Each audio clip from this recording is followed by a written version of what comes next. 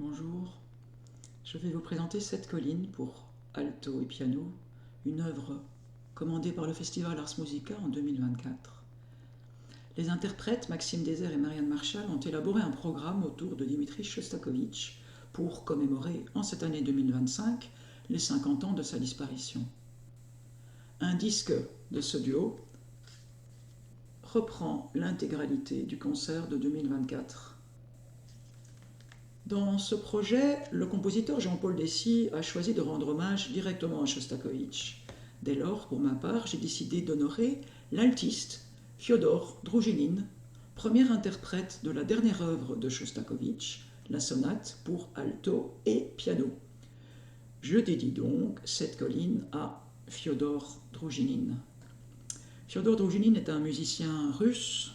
Il est né à Moscou en 1932, il y est mort en 2007 et il a écrit son autobiographie Souvenirs, publiée en 2006 pour le centenaire de la naissance de Shostakovich. Dans l'introduction, il raconte les souffrances de Shostakovich, qui a vécu toute sa vie adulte sous l'URSS. Mais, rajoute Droujinine, les bolcheviks, malgré tous les morts, la famine, les souffrances, les interdictions, les églises détruites, le clergé exterminé. Pourtant, les bolcheviks échoueront dans leur tentative de déraciner et de détruire l'âme russe. C'est cela qui m'a marqué et que j'ai voulu évoquer, la réappropriation, la réaffirmation de sa propre identité et des racines du peuple russe. Le titre de ma pièce, Cette colline, est à mettre en lien avec le chapitre La colline de la résurrection. Sur cette colline se dresse l'église de la résurrection. Un petit peu par hasard,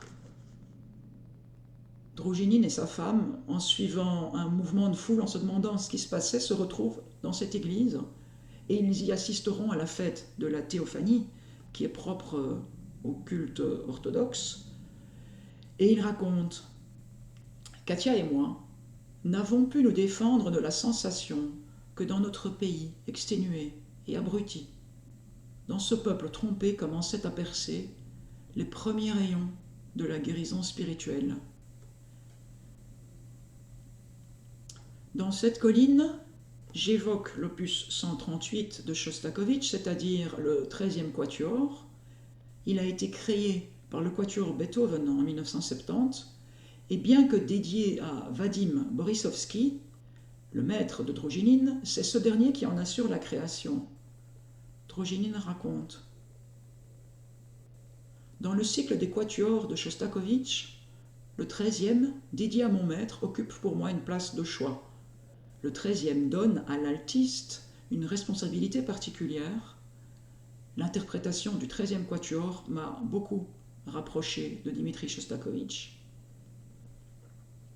Dans cette colline, j'évoque aussi le thème des variations pour alto solo de Droujinine, qu'il a composé en 1968. Je vous souhaite une bonne écoute.